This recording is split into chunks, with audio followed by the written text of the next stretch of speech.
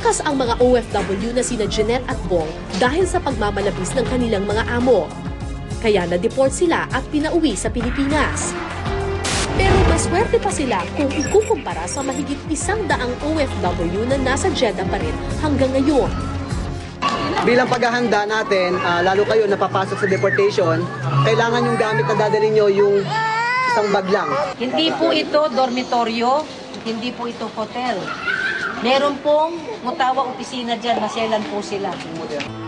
Ito ang karaniwang orientation na natatanggap ng mga Pilipinong ide-deport pabalik ng Pilipinas. Dahil karamihan sa kanila ay takas, wala na silang ibang matutuluyan kundi ang Hajj Terminal, isang building para sa mga Muslim na dumadayo sa Hajj. Ito na ang nagsisilbing safe house o pansamantalang tirahan ng mahigit kumulang 100 Filipino deportees. Pang-10 tao lang ang bawat kwarto rito, pero mahigit 20 katao ang nagsisiksikan sa loob. Kanya-kanyang toka ng espasyo para sa gamit at tulugan. Sobrang lamog, kaya na yung may kamoy. Dahil wala halos mga gamit at maayos na tulugan ang kanilang mga kulambo, idinidikit na lang nila sa dingding. Mahirap nga eh. Wala kaming pagkain. Bumili lang kami kung may pera. Bakit wala kayong pagkain? Ang sabi sa akin ng mga kasamahan ninyo, nakakatanggap sila ng pagkain sa consulate. Meron naman, pero hindi kasi sa daming tao. Kung mahirap na ang sitwasyon para sa mga deportee, lalong mahirap ito para sa mga batang kasama nila. Sila ang mga anak ng ilang mga OFW sa safe house, bit-bit ng kanilang mga ina para madamay sa pag-uwi sa Pilipinas. Dahil hindi makayanan ang sitwasyon sa safe house, ang ilang mga bata nagkakasakit na.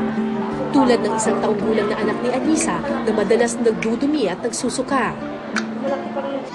Ayon sa OWA, karamihan sa mga bata dito ay sa Middle East na isinilang.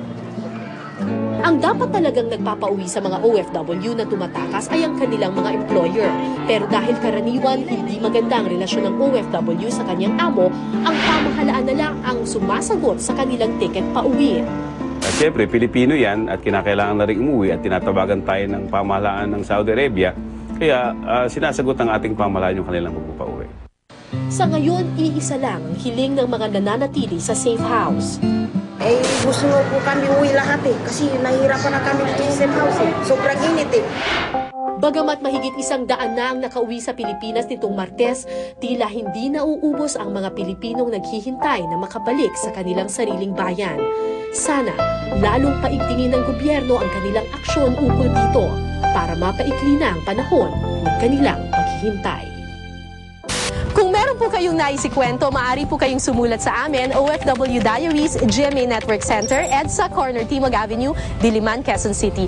Pwede rin po kayong mag-email, ofwdiaries@gmanetwork.com. Hanggang sa susunod na Biyernes, ako po si Cara David at ito po ang OFW Diaries.